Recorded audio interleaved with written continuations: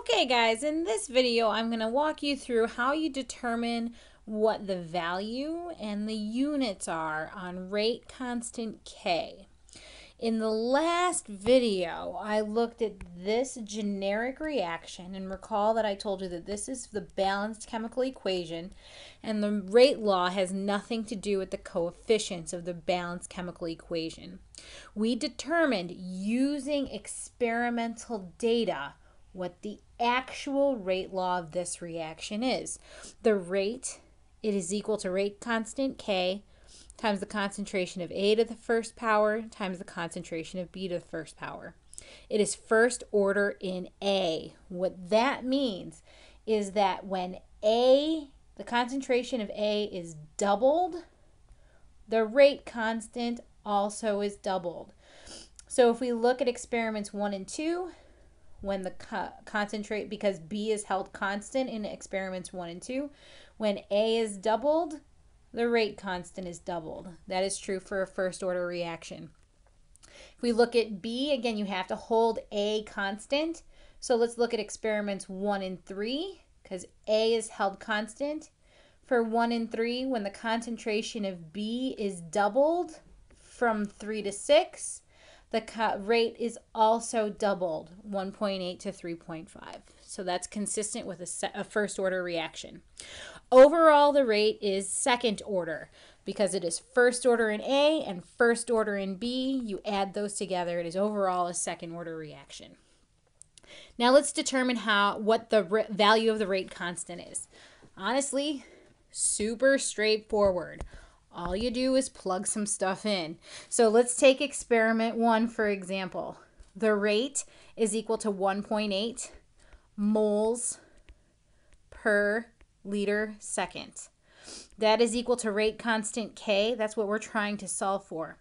Times the concentration of A in experiment 1 is 2.5 moles per liter times B in experiment 1 is 3 moles per liter. Now, all you do is solve for K. So I'm going to take you through this a little bit more straightforward, a little bit more step by step so that we can see exactly what's going on. So we're going to multiply these two things together. 2.5 moles per liter times 3 moles per liter. You get 1.8 moles per liter second equals 2.5 times 3 is 7. It equals rate constant K, that's what we're solving for, times 7.5 moles squared per liter squared. All right, because we're paying attention to units. It's absolutely crucial. Now we're going to try to isolate K. So I'm going to multiply both sides by the inverse. So that's 1 divided by 7.5, and it's 1 liter squared divided by moles squared.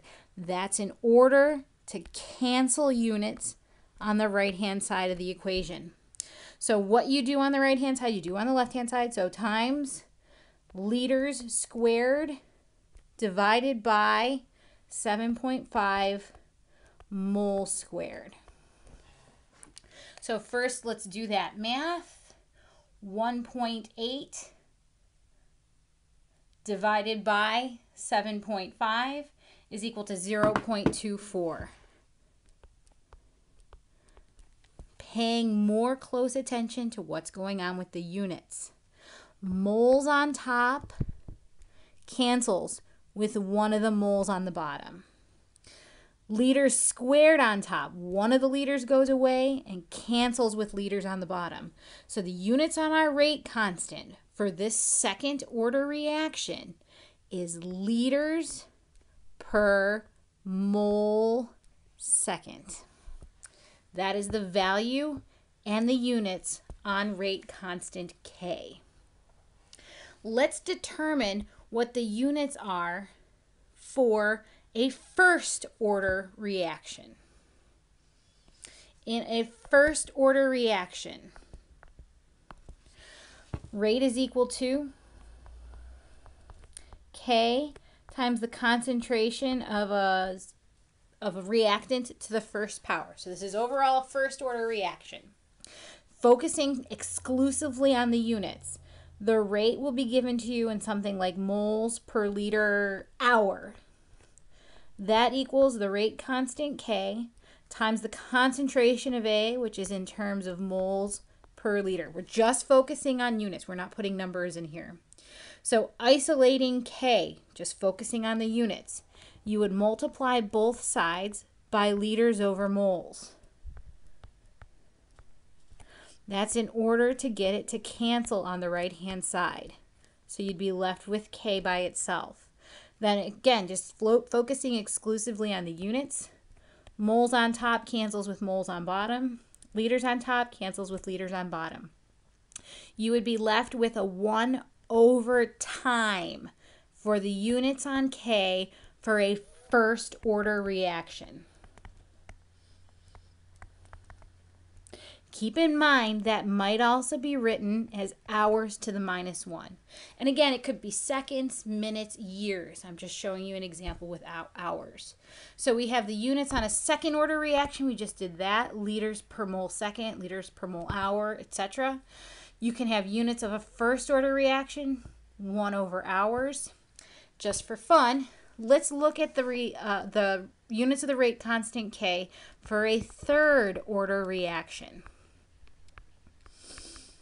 A third order reaction would have a rate law where rate is equal to rate constant K times concentration of A squared times concentration of B to the first power. You can see hopefully why that's called a third order reaction. You add the orders all together, that's a third order reaction. So focusing again exclusively on the units, rate is in terms of moles per liter seconds. That equals rate constant K, what we're trying to solve for, times moles squared per liter squared for A squared times moles over liters for B. Moles divided by liter seconds equals rate constant K times moles cubed divided by liters cubed. So we're just trying to isolate K. What we do is multiply by the inverse, multiply both sides by liters cubed over moles cubed. That gets everything to cancel out on the right-hand side, so you're left with what you're trying to look for, which is K. Then on the left-hand side, moles on top cancels with one of the moles on bottom. Liters on the bottom cancels with one of the liters on top. You're left with the units for a third order reaction being liters squared per mole squared time, in this case second. So those are the units for a third order reaction.